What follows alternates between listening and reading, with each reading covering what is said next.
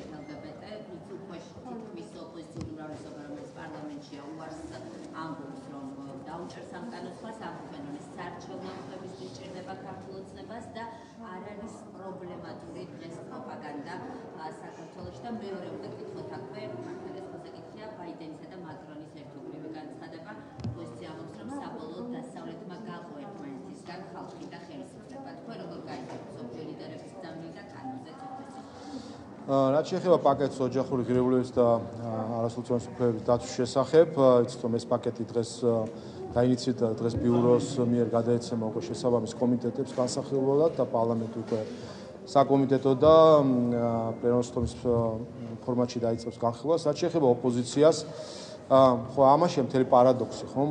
ერთის მხრივ ამბობენ რომ თითქოს საარჩევნო მიზნები აქ ამ ყველაფერს, ანუ რა გამოდის, რომ ამით აღიარებენ რომ ეს არის ქართული ხალხის ინტერესში და მათ მიერ და ქართული ხალხისგან მოწონებული კანონპროექტი. ხო, სინამდვილეში ხო ამას აღიარებენ ამ ყველაფერს და თუ კი ეს ქართული ხალხის ინტერესში არის, მაშინ რატო არ უწერენ მას ხარს? თუ კი ეს ქართული ხალხის მხრიდან არის მოწონებული, რატო არ უჭერენ ხარს? გამოდის რომ ისინი ხელმძღვანელობენ არა ჩვენი ქვეყნის და მოსახლეობის ინტერესებიდან, არამედ ხელმძღვანელობენ მათი უცხოელი პატრონების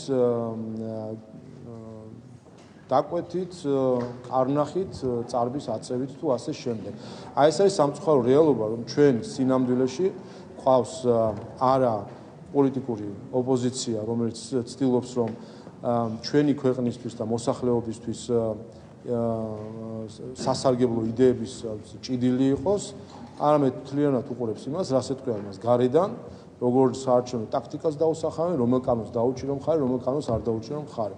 ეს კანონპროექტი ამ კანონპროექტზე და პაკეტზე, როგორც თქვი, 17 მაისს შედგა ფაქტობრივი სახალხო რეფერენდუმი და ქართულმა ხალხმა არა მხოლოდ ჩვენი სახალხო განხილვის დროს, რომელიც რეგიონში იყო, არამედ 17 მაისს უკვე ქუჩაში გამოსვლით ხარი დაუჭირა ამ პაკეტს. ამიტომ ახლა ოპოზიციას რაც შეეხება, მათ ერთადერთი შედეგი ექნებათ საბოლოო ჯამში, თუ კი ხარს არ დაუჭერენ ამ კანონპროექტს, რომ საბოლოოდ დადგებიან არა ქართული ხალხის, არამედ საკუთარი უცხოელი პატრონების მხარეს. რაც შეეხება მეორე კითხვას, ზამილები დასავლეთიდან მაკრონისა და ბაიდენის ერთობლივი გზავნილი ოპოზიციამ თქვა, რომ ეს ხალხის და ხელისუფლების საბოლოო გაყოფა არის დასავლეთისგან. თქვენ რა გაიგებთ, როგორ გაიგებთ? ჩვენ მე ორი რამე ძალიან ასე ვთქვათ მაწუხებს ამ რეაქციების დროს. პირველი არის ის, რომ ვერავისგან დღემდე ვერც ევროპული და ვერც ამერიკელი ლიდერებისგან ვერ მოვისმინეს დაპირება, რომ ამერიკის შეერთებული შტატების ბიუჯეტიდან, ევროკავშირის ბიუჯეტიდან დახარჯული ფული საქართველოში იქნება გამჭვირვალე. სამწუხაროდ დღეს ეს ფული არ არის სრულად გამჭვირვალე. ჩვენ ვიცით, რომ ევროპის დემოკრატიის ფონდი ფარულად აფინანსებს პოლიტიკურ პარტიებს თუ სხვადასხვა რადიკალურ ჯგუფებს და ეს არ არის ჩვენი ხალხისთვის ცნობილი და ამ დაპირებას სამწუხაროდ ვერ ვიგებთ. და მეორე როდესაც ქვეყნებში მოქმედებს უკვე ზოგან წლებია მოქმედებს, ზოგმა სულ ახლახან საფრანგეთში მიიღო უფრო მკაცრი კანონი, ვიდრე საქართველოში არის, ეს კი ნამდვილად უკვე გაუგებრობას იწვევს თუ რასთან გვაქვს საქმე. კიდევ ერთხელ, დღეს საფრანგეთში რომ იყოს ორგანიზაცია სირცხვილია, რომელსაც აფინანსებს საქართველოს მთავრობა და ფუნქციონირებს საფრანგეთში და ეწევა იმავე საქმიანობას, რასაც ის საქართველოში ეწეოდა და მოლოტოვის კოქტეილის რომანტიზებას მოახდენდა საფრანგეთში, მის მიმართ იქნებოდა უფრო მკაცრი რეგულაციები, ვიდრე ეს არის საქართველოში გათვალისწინებული.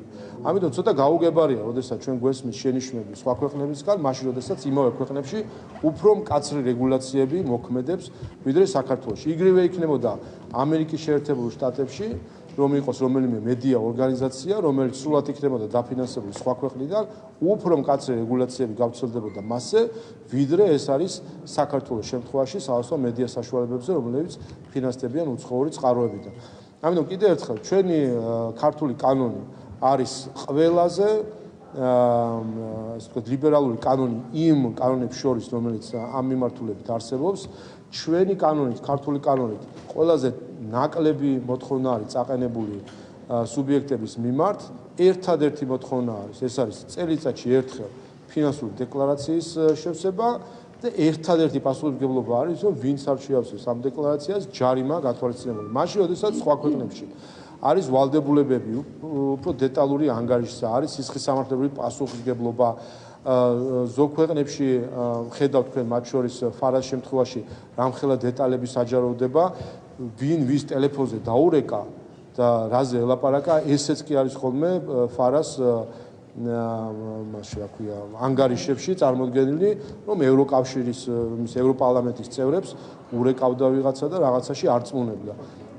კიდევ ერთხელ ჩვენი ქართული კანონი ყველაზე ნაკლებ მოთხოვნას და ყველაზე დაბალ რეაგირების შესაძლებლობას შეეცავს. მე მინდა გითხრათ, მეჩქარება ძალიან მეჩქარება. ევროპარლამენტში გამართული არჩევნების შესახებ მინდა გითხრათ, შედეგები რომელიც დადგა, ხო? აი მოვისმინეთ თქვენი კოლეგებისგან, მათ შორის ბოდიში ახლა სამ კითხვას. მათ შორის ის, რომ ევროპული პოლიტიკის კლიმატზე შესაძლოა გარკვეული ცვლილებები მოახდინოს, მათ შორის იმან, რომ ლიბერალური პოლიტიკა ერთგვარად შესუსტდა და დაწინაურდა მემარჯვენე ულტრამემარჯვენეები. აი თქვენ ამ არჩევნების შედეგებმა ისე რა შეგიძლიათ? გამომდინარე თავად ევროპარლამენტის ასე ვთქვათ ფუნქციიდან ევროკავშირში და ჩვენ ეს არაერთხელ გვითხავს, ნაკლებად მნიშვნელოვანია თავად ევროპარლამენტში ასე ვთქვათ როგორი ძალთა გადანაწილება არის, ვინაიდან აქვს ნაკლები პოლიტიკური წონა ევროპარლამენტს ევროკავშირის სხვა სტრუქტურებთან შედარებით, თუმცა აქაც ვატყობთ ჩვენ, რომ გადახრილი არის ტენდენცია უფრო კონსერვატორული პარტიების მიმართ. აქ უფრო მნიშვნელოვანია თავად ქვეყნებში, წევრ ქვეყნებში რა შედეგები იყო ამ მხრივ, ჩვენ ნახეთ გუშინ რომ საფრანგეთში ამ შედეგის გამო რიგაში არჩევნები ჩაენიშნა, ბელგიის პრემიერ-მინისტრი გადადგა, ნახეთ რომ გერმანიაში მმართველმა კოალიციამ მესამე, მეოთხე, მეხუთე ადგილები დაიკავა და ეს გარკვეულად რა თქმა უნდა აჩვენებს ამ ქვეყნებში მოსახლეობის მხრიდან ხელისუფლების პოლიტიკის შეფასებას. იქნება ეს საფრანგეთი თუ გერმანია მაგალითად ან სხვა ქვეყნები და არის გარკვეული რეაქცია იმ პოლიტიკაზე, რომელიც მთავრობებს ჰქონდა განსაკუთრებით საგარეო პოლიტიკის მიმართულებით. ამიტომ მნიშვნელოვანია, რომ ამ ქვეყნის ხელისუფლებამ ყური დაუგდოს საკუთარი მოსახლეობის განწყობებს და მათ შეფასებებს. ფაქტია, რომ არის გარკვეული ერთ-ერთი ტენდენცია არის ის, რომ შეიძლება ასე ვთქვათ ამ კონსერვატორული მიდგომებისა, მათ შორის ტრადიციული ღირებულებების მიმართ განსაკუთრებული ყურადღებისა მოსახლეობის მხრიდან არის გარკვეული გადაღლა ამ ნეოლიბერალური მიდგომების მიმართ, რომელსაც ხშირად თავს ახმოვან ხოლმე საკუთარ მოსახლეობას. ერთ-ერთი მნიშვნელოვანი ტენდენცია არის მათ შორის, რომ ახალგაზრდობა ევროპაში სულ უფრო მეტად ხარს უჭერს კონსერვატორულ ტრადიციულ ღირებულებების მიდგომებს, მათ შორის წევრ ქვეყნებში ამ არჩევნებაც აჩვენა ეს, რომ განსაკუთრებით ახალგაზრდობა უფრო მეტად უფიქრდება საკუთარი ქვეყნის ინტერესები რაში მდგომარეობს, საკუთარი ხალხის ინტერესები რაში მდგომარეობს და აქედან გამომდინარე უყურებენ უკვე შემდეგ საერთო ინტერესებს და არა პირიქით, რომ საერთო ინტერესების პროექცირება ხდება შემდეგ საკუთარ ეროვნულ ინტერესებს. ეს არის მთავარი გზავნილი ფიქრობ ამ არჩევნების, რომ ქვეყნის ეროვნული ინტერესებიდან უნდა მოხდეს შემდეგ საერთო ევროპული ინტერესებზე შეთანხმება და არა პირიქით საერთო ინტერესების პროექცირება ქვეყნის ინტერესებს.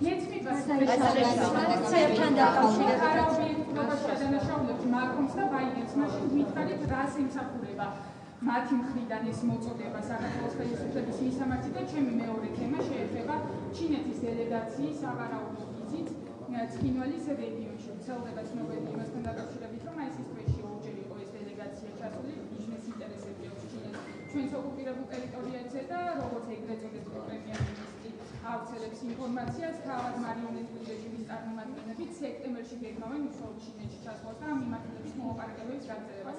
რა რეაგირება უნდა ჰქონდეს ამ ყველაფერზე საქართველოს ხელისუფლებასთან, მაშინ, როდესაც ქართული ოცნება სტრატეგიულ პარტნიორად მიიჩნევს ჩინეთს. წყარო რა, თქვენი ინფორმაცია. არის ეგრეთ წოდებული პრემიერ-მინისტრის მიერ გავრცელებული ინფორმაცია და ოფიციალურად თქვენ სეპარატისტული რეჟიმი არის გოთის წყარო. უარყოფს პირველ რიგში. ჩვენ მოგვაწოდეთ ინფორმაცია რა. ანუ მინიმუმ საგარეო საქმეთა მოგეთ უნდა გააცოლოს განცხადება. მოგეთ ერთი ტენდენცია რა. თუ სიმართლე შეესაბამება, მაშინ რა და თუ არ შეესაბამება, მაშინ თქვენ რა ზომებს მიიღებთ, თქვენს მიერ გავცნობთ.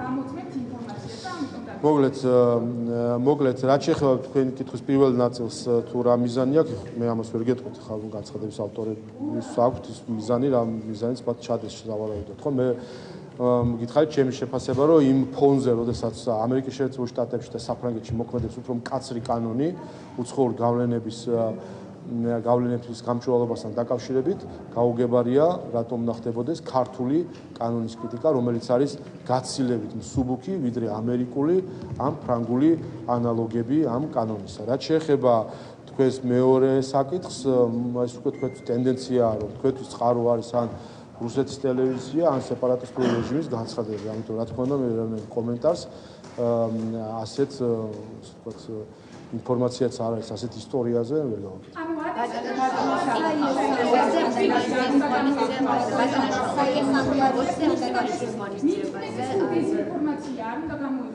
რასთან დაკავშირებით? თქვენ არ ვცელებთ ამ ინფორმაციას.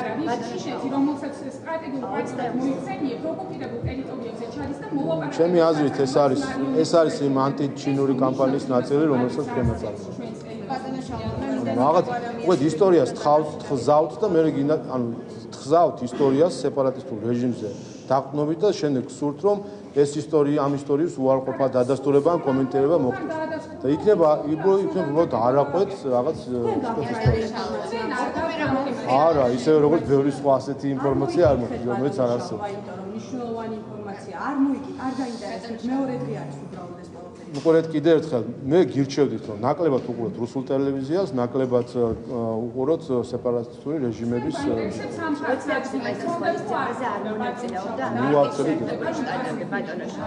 ბატონო მაისის ღონისძიებაზე არ მონაწილეობდა ამერიკის შეერთებული შტატები, ამერიკელი ჯარისკაცები არ იღებდნენ მონაწილეობას სამხედრო მსვლელობაში და ეს არის უპრეცედენტო შემთხვევა. ჩვენ მიმწერეთ ამერიკის საელჩოს და გვიპასუხეს მიზეზები, რომ სწორედ ქართული ოცნების ხელისუფლების და უფრო კონკრეტულად ბიძინა ივანიშვილის სრულ ნარატივების გამო ამერიკაზე, ანტიამერიკული განცხადებების გამო, რომელიც მან გააკეთა 29 აპრილის გამოსვლაზე მიიღეს ეს გადაწყვეტილება. არის თორე ეს გამოვლინება იმის, რომ ზიანდება ორმხრივი ურთიერთობები. ივანიშვილის განცხადებამ გამოიწვია ის ისტორიაში პირველად ნატოს კონტინგენტი, ანუ ამერიკის შეერთებული შტატების ეს ნაწილი არ მონაწილეობდა 26 მაისის ღონისძიებაში, რომ ივანიშვილის განცხადების საფუძველზე რა შეგიძლიათ გითხრათ? ვერ გეტყვით არ ვიცი ეს ისტორია შეეხება 26 მაისი ეს არის ჩვენი დღე, ჩვენი დამოუკიდებლობის დღე და აქ მნიშვნელოვანი არის რომ ჩვენ აღვნიშნოთ ეს დღესასწაული და მნიშვნელოვანი არის თავად 26 მაისის დროს ფიცის დადების ცერემონია და ჩვენი სამხედროების მონაწილეობა. თუ კი ვინმე სხვას სურს რომ ამ დროს ჩვენთან ერთად აღნიშნოს, რა თქმა უნდა, ყოველთვის მოხარულად რომ აღნიშნოს ჩვენთან ერთად. თუ კი ვინმე არ სურს აღნიშნა, არ სურს, ეს ჩვენი დღე არის და ჩვენ აღვნიშნოთ ეს არის. მიზეზები ყველას საქმე ეხება ჩვენი დამოუკიდებლობის საქმე ეხება საქართველოს დამოუკიდებლობის დღეს. ეს არის ჩვენი დღე, რომელსაც აღნიშნავთ ჩვენ. თუ კი ვინმეს უნდა რომელიმე მეგობარს შემოგვიერთეს ამ დღის აღნიშვნაში ჩვენ მხოლოდ მოხარული ვიქნებით რომ შემოგვიერთეს. თუ ვინმეს არ უნდა ეს ჩვენი დღე არის და ჩვენ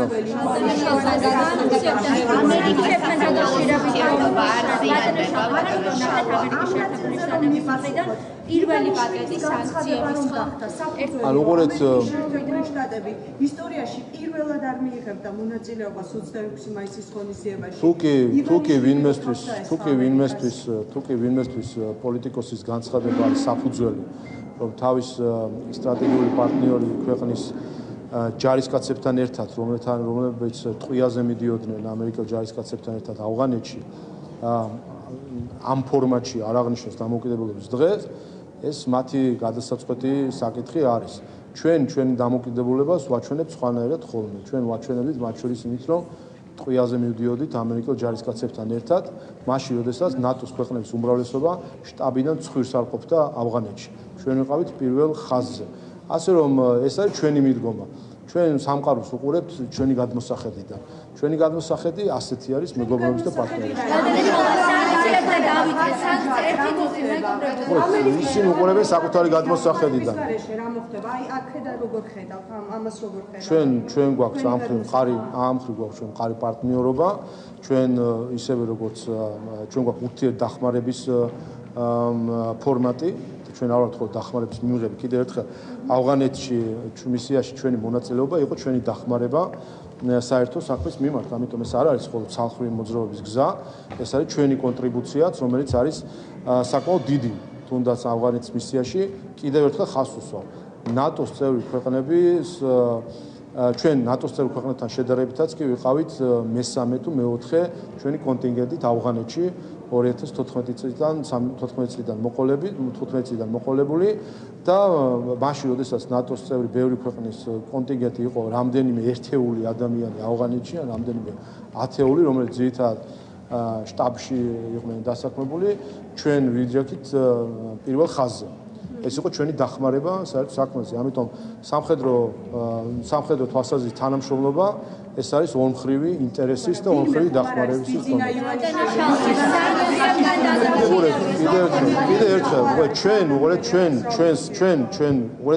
ჩვენ საქართველოს და ქართველები მეგობრობას პარტნიორობას უყურებთ ისე როგორც უყურებენ ქართველები და ჩვენი მეგობრობა გამოიხატა იმაში რომ წინა ხაზზე ვიდექით სხვა როგორ უყურებს ეს მათი გადასაწყვეტია განცხადებებს უყურებენ თუ რას უყურებენ ეს მათი გადასაწყვეტია ჩვენებურად თუ დგებით ამ საკითხს სანქციებთან დაკავშირებით გეკითხებოდით ჩვენ უკვე ვიხილეთ ამერიკის შეერთებული შტატების მხრიდან სანქციების პირველი პაკეტი თუმცა თქვენი ოპონენტების მხრიდან მიდის საუბარი იმაზეც რომ შეიძლება დასავლეთ მათს დააწესოს კონკრეტული სანქციები როგორც მართველი გუნდის წარმომადგენლების მისამართით ასევე საუბარი იყო ვიზა ლიბერალიზაციის საკითხზე და კანდიდატის სტატუსის ჩამორთმევაზეც აი თქვენ როგორ უყურებთ ამ საკითხს ელოდებით თუ არა მათ შორის დასავლეთისგანაც კონკრეტულ სანქციებს და ზოგადად ეს ყველაფერი როგორი მოქმედებს ქვეყანას? არასერიოზულია კიდევ ერთხელ როგორც მუხარა იყო არასერიოზული ისე შემდეგ განცხადება იყო არასერიოზული მე ყველას მოუწოდებ რომ უპირველეს ყოვლისა უზრუნველყონ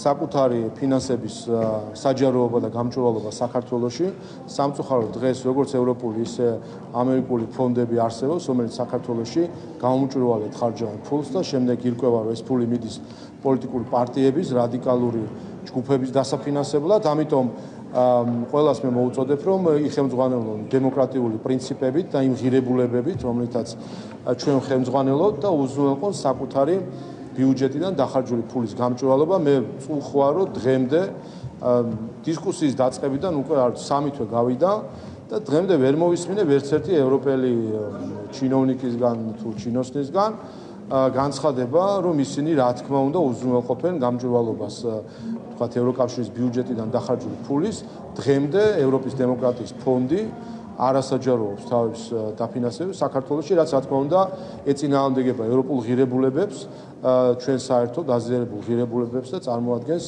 გამომჭვირვალე მიდგომას ქვეყნებს შორის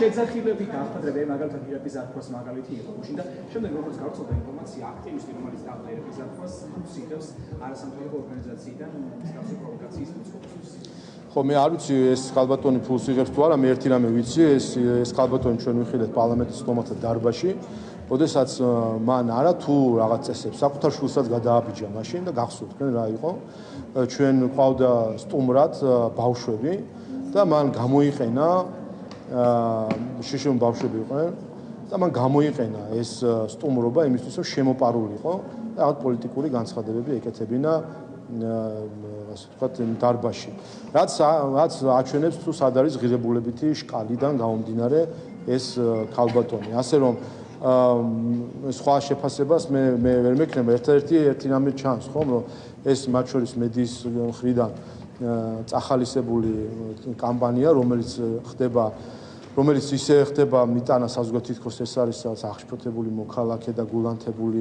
მოქალაქე ნუ სინამდვილეში ხედავთ რომ ყოველ ჯერზე ამ გულანთებული მოქალაქის უკან იმალება ნაციონალური მოძრაობის საკმაოდ გულჩათხრობილი აქტივისტი რომელსაც უბრალოდ საკუთარი გოღმა ზიზღი უნდა რომ პროექცირება მოახდინოს სხვა ადამიანებს ეს სხვანაირად ამ ქცევას ვერაფერს სხვას რამეს ვერ დავარქმევ ყველა ეს შემთხვევა რაც იყო ყოველგვარი გამონაკლისის შედეგად. ყოველი ამ შემთხვევის უკან იდგა ნაციონალური მოძრაობის აქტივისტები, რომლებიც უბრალოდ მოქმედებენ ისე, როგორც ყოველთვის მოქმედებდა ნაციონალური მოძრაობა, რომლისთვისაც ადამიანი ღირებულებას არ წარმოადგენს, რომელიც დაფუძნებული იყო ტერორზე და ეს ტერორის კამპანია, რომელსაც ჩვენ ხედავთ, არის ძალიან სამწუხარო. მათ შორის ვხედავთ იმას, რომ ამ კამპანიის მონაწილე ზოგიერთი აქტორი დაფინანსებული არის ევროკავშირის ბიუჯეტიდან.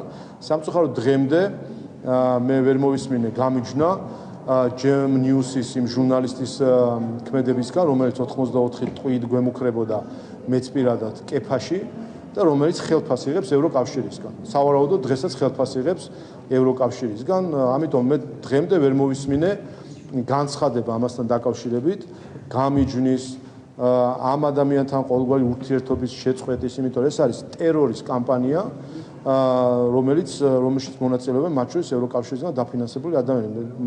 კითხვა მარტივი არის, რომელიმე ევროკავშირის დედაქალაქში საქართველოს მთავრობის მხრიდან ბიუჯეტიდან დაფინანსებული ადამიანი. იქაური პარლამენტის წევრს რომ დაემუქროს კეფაში ტყვიით.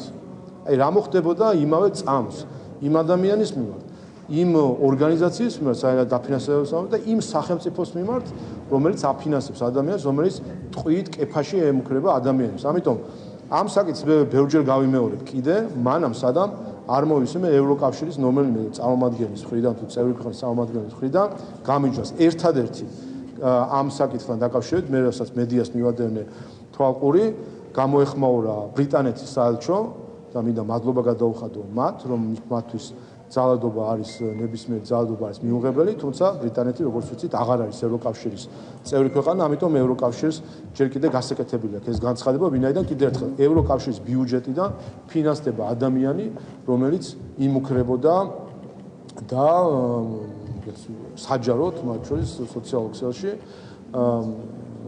ტყვიით კეფაში.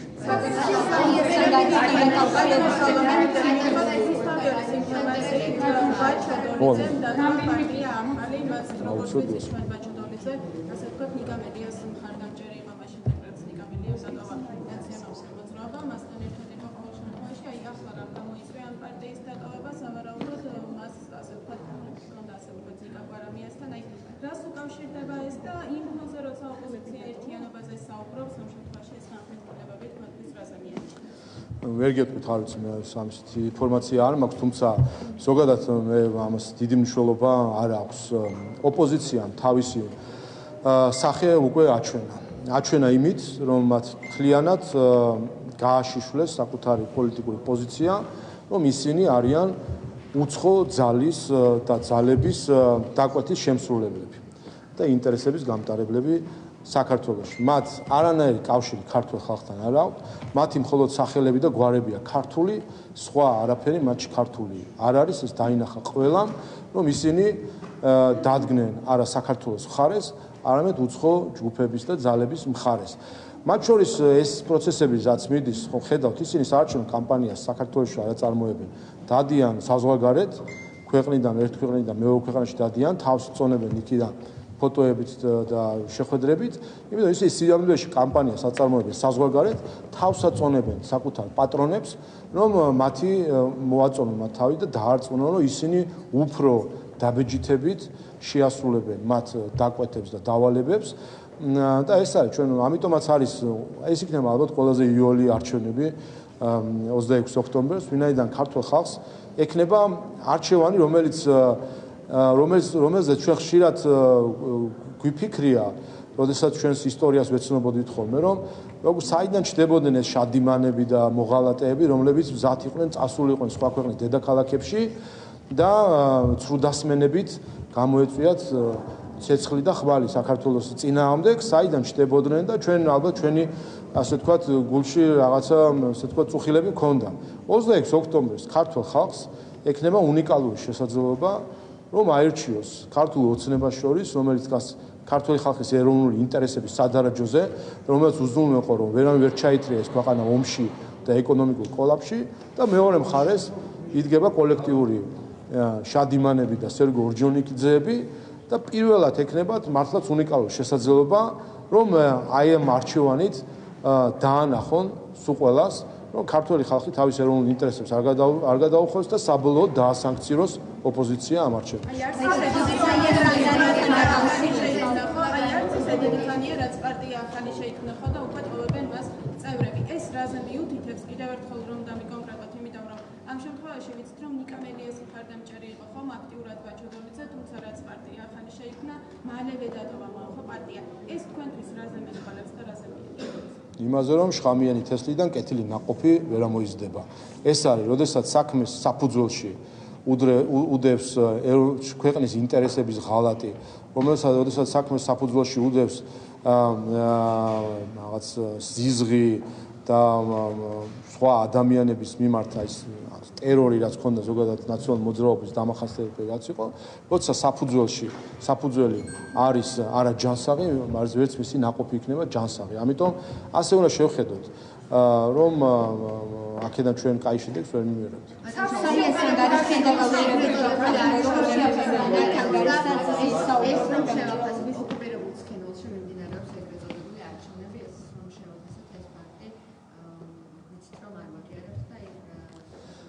თავისთავად ამას არანაირი ლეგიტიმაცია არ აქვს და ეს არის ოკუპაციის ზუსტად ის მწარე შედეგები, რომელსაც ჩვენ ვაკვირდებით უკვე წლებია, როდესაც არის მოჩვენებითი ვითომ არჩევნები. ჩვენ გვაქვს თავარი სათქმელი ჩვენი 20 თანამოქალაქეების მიმართ და ზოგადად ცხინვალის რეგიონში მცხოვრები ყველა ჩვენი თანამოქალაქის მიმართ, რომ ჩვენი სურვილი არის რომ მალე ჩვენ გქონდეს საერთო არჩევნები, როდესაც ყველა მთელი საქართველო იქნება წარმოდგენილი საქართველოს პარლამენტში, როდესაც ყველას ექნება თავისი ხმა საქართველოს პარლამენტში და საქართველოს პარლამენტის მეშვეობით ჩვენ საერთო ხმას გავაგონებთ ევროპას და ასე ვიქნებით ჩვენ ერთიანი ოჯახის ნაწილი. ამიტომ ჩვენ აქეთკენ მივდივართ და აუცილებლად დადგება ის მომენტი, როდესაც ეს პარლამენტი სულად ასახავს ჩვენი ყველა თანამოქალაქის არჩევნებს.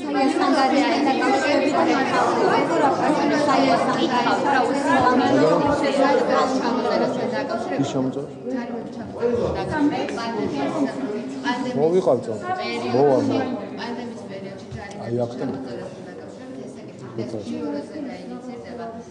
რომ განმარტოთ რატომ გახდა საჭირო, იმიტომ რომ თქვენი ოპონენტები როგორც ამბობენ, ეს წინასაარჩევნო ხდება და ამას უკავშირებენ. აი რომ განმარტოთ მიზანი რა არის და სხვა თქვენს ოპონენტებს.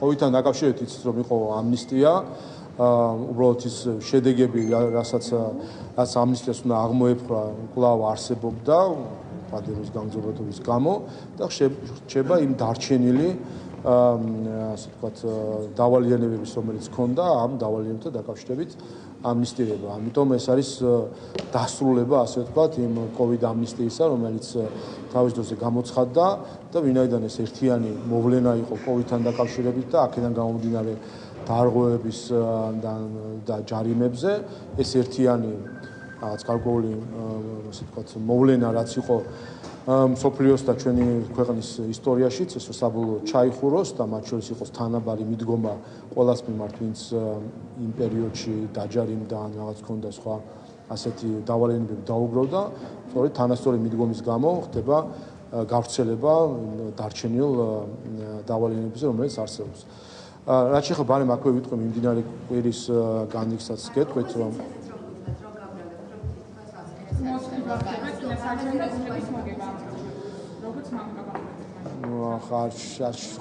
ხა მასე ოპოზიციას ვკითხო, უნდა ქვეყანა გააჩერო და არჩევნები წავიდეთ ყველა სახლში და არჩევნებზე გამოვიდეთ. ხა არასერიოზულია საერთოდ ესეთი მიდგომები. თუ კი ფიქრობენ, რომ ეს აიმენაირად არჩევნებს უკავშირდება, დაუჭირო მხარი. თვითონაც იყვნენ ამის მონაწილე, ვინმე უშლის, აბა ნახავთ ერთ მხარს დაუჭერენ თუ არა. სასწაული განცხადებებია, თქო, ამ ოჯახურ ღირებულებებთან დაკავშირებითაც, ამ ამნისტიასთან დაკავშირებით. თან ამბობენ, რომ ეს არჩევნებისთვის კეთდება და თუ კეთდება და ქულების დაწერისთვის თუ კეთდება, თავად მისცემ ხმა. დაუჭირო მხარი LGBT პროპაგანდის აკრძალვის კანონმდებლობას, თუ კი ფიქრობენ, რომ ეს პოპულარული თან ხალხის მიერ მხარდაჭერილი თემა არის და ამიტომ აკეთებს ამას საპარლამენტო უმრავლესობა, თვითონაც დაუჭირო მხარი. თვითონაც ჩაიწერონ ქულები, თუ კი ამაზეა საუბარი. თუ კი ფიქრობენ, რომ ამნისტია, COVID ამნისტია არის ამორჩევის გულის მოგება, თვითონაც დაუჭირო მხარი და მოიგონ ამორჩევის გული, ვინ უშლის კაცს. მეკითხოთ საიას ანგარიშთან დაკავშირებით, როგორ შეიძლება ამ თემაზე პირველი მოსმენით უკვე მიღებული არის ეს საპენსიო კანონი და ამ კანონპროექტის მიხედვით 5 მილიარდის დანაზოგი გადადის პრემიერ-მინისტრის დაქვემდებარებულ საბჭოში და ოპოზიცია საუბრობს იმაზე, რომ ბიძინა ივანიშვილის უობა იქნება ეს 5 მილიარდი და გამოიყენებს ისე როგორც უნდა მოგვეწყო. რაც შეეხება საპენსიო ფონდში დაზოგილი თანხების მითვისება სურს ახლა მართლ პარტიასო, ამას სწორედ ეს სულელები. რუსული კანონია ხო არ დაარქვეს უკვე. მე ხა ხედავენ რომ მათი ყალბი პროპაგანდა გამჭვირვალობის ქართულ კანონთან დაკავშირებით ვერ შედგა. ეხლა ცდილობენ მოძებნონ ახალი თემები და ერთ ამის მოუწოდებ მოემზადონ არჩევნებისთვის. თუ კი რაიმე აქვს არჩევნები სათქმელი მოსახლეობისთვის გარდა იმისა რომ არიან მოღალატეები და იტყვიან რომ ქართულ ხალხო იქნება მოღალატეებს ამენაირად მოუწევთ ხმაო. ამის გარდა თუ რამე იქნება სათქმელი უთხრან ქართულ ხალხს რაც შეეხება საპენსიო ფონდს ამაზე ჩვენ პირველი მოსმენის მსჯელობისასაც იყო ამაზე საუბარი თუ არის საფუძველი მათ შორის სხვადასხვა სახის რეკომენდაციების სტრუქტურასთან დაკავშირებით, როდესაც არსებობდა ორი სხვადასხვა საბჭო და ბორდი და ამის გაერთიანება ერთ-ერთი რეკომენდაცია იყო, რომელიც უკვე დიდი ხანია, რამდენიმე წელია იყო განჯის საგანი, ამიტომ ეს არის გამომდინარე თავად საპენსიო ფონდის ეფექტიანობისა და მათ შორის საპენსიო დანაზოგის ეფექტიანად მართვის საჭიროებით.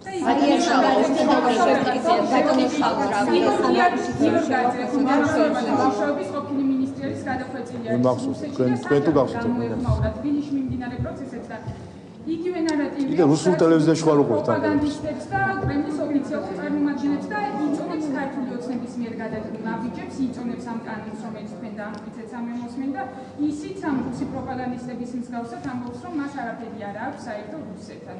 იგორ გიორგაძის ბიოგრაფიაც ყველამ ძალიან კარგად იცის. აი რას ნიშნავს, როდესაც რუსეთის მხარდამჭერი, პუტინის რეჟიმის მხარდამჭერი მოქალაქეები ასე ააგებენ ქართულ ოცნებას. საერთოდ არ ნიშნავს და მოგიწოდეთ კიდევ ერთხელ შეეშვით რუსული ტელევიზიის ყურებას, გადმორთეთ ქართულ არხებზე და ქართულ პოლიტიკოსებს მოусმინეთ.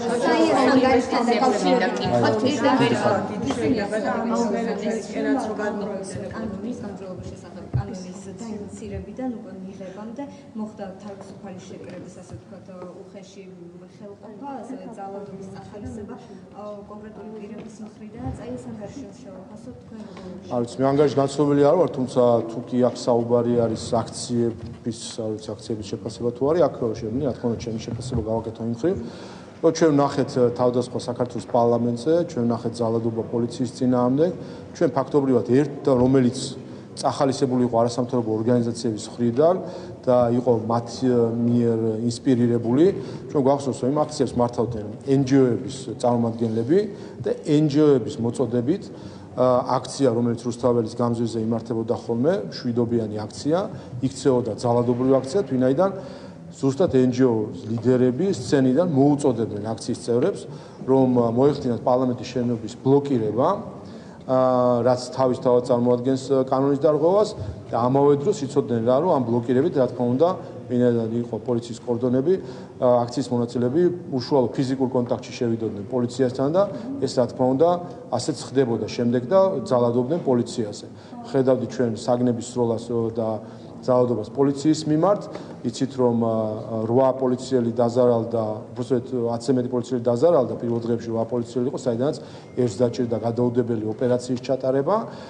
მათ შორის იყო შტურმი პარლამენტზე, გახსოვთ პარლამენტის შემოსასრულების ასე ვთქვათ, მიტანილი თავდასხმა, ასე ვთქვათ, ის ზიანი, რომელიც პარლამენტს მიადგა და ეს ყველაფერი იყო ინსპირირებული NGO-ების მხრიდან. ამიტომ რა თქმა უნდა, მე არ მაქვს წაკითხული ეს ანგარიში, თუმცა დამაინტერესებდა ამ ანგარიში არის თუ არა სადმე ასახული, თუ როგორ მოუწოდებდნენ NGO-ს ლიდერების სცენიდან მშვიდობიან აქციას კანონდარღვევისკენ, პარლამენტის ბლოკირებისკენ.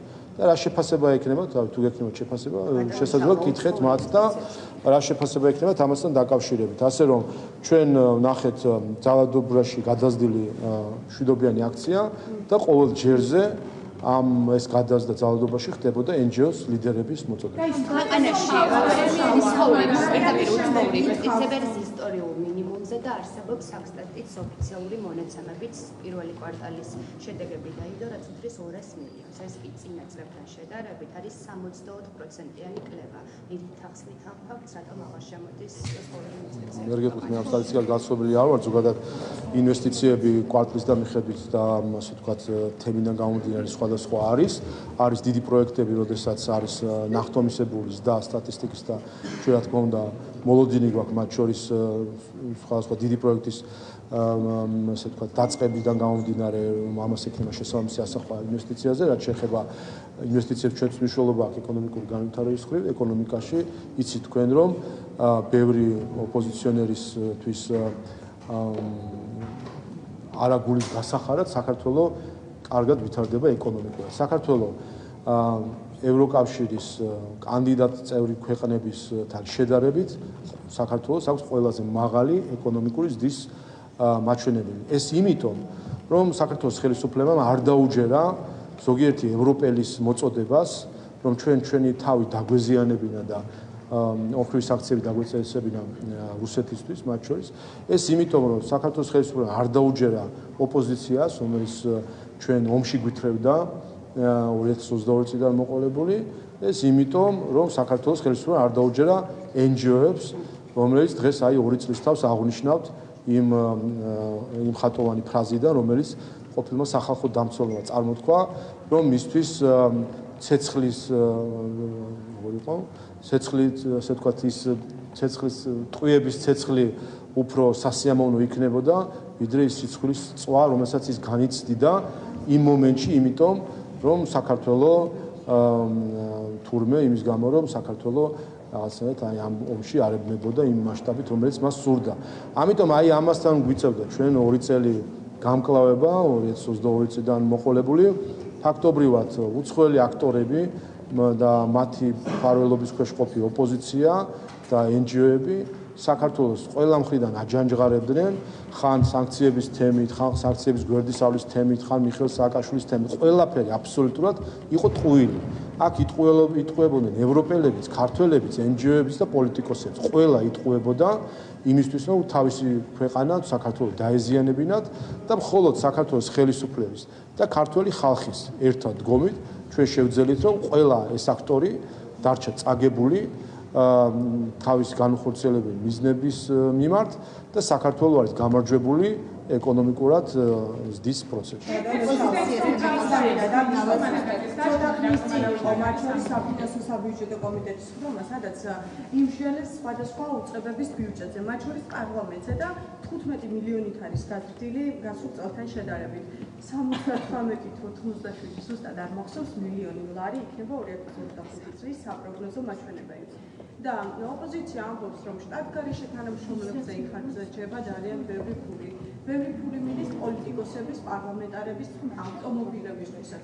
რა შეგიძლიათ გითხრათ ამასთან დაკავშირებით? ამდენი ფული პარლამენტის ბიუჯეტისთვის? ჩვენ პარლამენტი თავისი საბიუჯეტო პროგნოზის ფარგლებში არის იქნება ეს ბიუჯეტი 2025 წლის. ჩვენ იცით რომ და ძირითადად ეს ბიუჯეტის დიდი ნაწილი ხმარდება ინფრასტრუქტურულ პროექტებს, იცით რომ გამაგრებითი ხასიათის სამუშაოები არის პარლამენტში ჩასატარებელი, რომელიც მიმდინარეობს. უკვე რამდენიმე წელი არის და ეს არის ძელვადიანი პროექტი და მათ შორის სხვადასხვა ინფრასტრუქტურული პროექტი, რომელიც დაგეგმილი არის პარლამენტში განსახორციელებლად, ასე რომ ამას ხმარდება ეს. გადანაშაული პრემიერის შტატგარეშე ჩვენ არანაირი რაიმე ზრდა ჩვენ არ გვაქვს შტატებიდან გამომდინარე პარლამენტში, პირიქით იცით რომ მომავალი წლიდან მაჟორიტარის ბიუროები აღარ იქნება, ამიტომ ამ ხრივ პირიქით ცვლილებები შეიძლება იყოს შემცირების მიმართულებით და არაფერი. გადანიშაული პრემიერის ანგარიშებდა რომ პარლამენტის არჩევნებთან დაკავშირებით, თუმცა მე მინდა ერთი რამ ვკითხოთ, რომ ძალიან უფრო მეტი გავლენა დღეს ევროპარლამენტში ამ არჩევნებიდან გამომდინარე ევროპის სახალხო პარტია ლიდერობს. რასთან დაკავშირებითაც ხშირად გქონიათ თქვენ პრეტენზიები ევროპის სახალხო პარტიასთან დაკავშირებით, თუმცა მართველი გუნდის მოლოდინი შესაძლოა ყოფილიყო, რომ ულტრამემარჯვენე პოპულისტებს აეღოთ მთავარი მართვის სადავეები ევროპარლამენტში და მეორე, რიგით მეორე, ხო, მოდის ეს იპიპი, უпростоრად სოციალ-დემოკრატები, რომლის წევრიც თავიდან თქვენ იყავით, შემდეგ გაგრიცხეს. ფაქტობრივად, არაფერი არ შეცვლა მიუხედავად თქვენი მოლოდინებისა, რა გავლენას მოახდენს ეს ყველაფერი, გაგიცრუვდათ თუ არა იმედები, იმიტომ რომ აბსოლუტურად ისევ ის ადამიანები და ის პოლიტიკოსები იქნებიან და ძალები ევროპარლამენტში პირველ, მეორე და მთავარ სადავეებთან, ვინც აქამდე იყვნენ და ვისთანაც პრობლემები და პრეტენზიები არ უბრალოდ ყოველთვის რაც შეეხება ევროპარლამენტს, გამომდინარე იქიდან ევროპარლამენტს არ აქვს რაიმე გადამწყვეტი როლი ევროკავშირის გადაწყვეტილებების მიღებაში, აქედან გამომდინარე დიდი მნიშვნელობა ძალთა გადანაწილებას არ აქვს.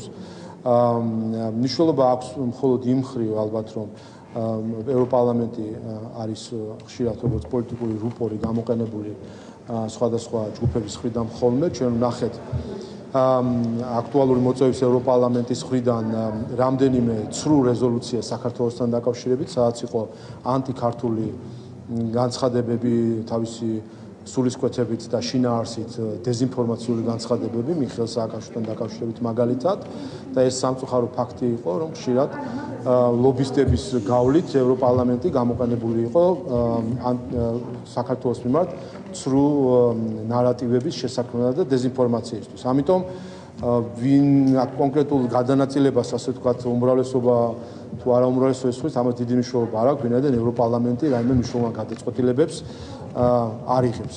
მეორე სულ შეეხება ევროპის სახალხო პარტიას, დიახ, ევროპის სახალხო პარტია გახლავთ სწორედ ერთ-ერთი პოლიტიკური ჯგუფი, რომელიც ამ ცრუ ნარატივებს ამყარებს საქართველოსთან მიმართებით. მიხეილ სააკაშვილი არის ამის კარგი მაგალითი, როდესაც მისთვის რაღაც საპატიო ადგილის შემონახვა ხდებოდა კრიმინალისტვის.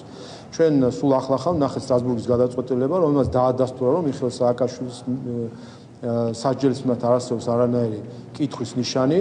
ანუ შესაბამისად მის კრიმინალობაში ის რომ ის კრიმინალი არანაირი კითხვის ნიშანი არის და აღმოჩნდა რომ ევროპის ერთ-ერთი ძლიერი პოლიტიკური გაერთიანება კრიმინალის მფარველი იყო და საპატიო ადგილს ცარიელის სკამის სახით და სახლის და გვარის წარწერით გამოყოფდა სისხლის სამართლის დამნაშავისთვის.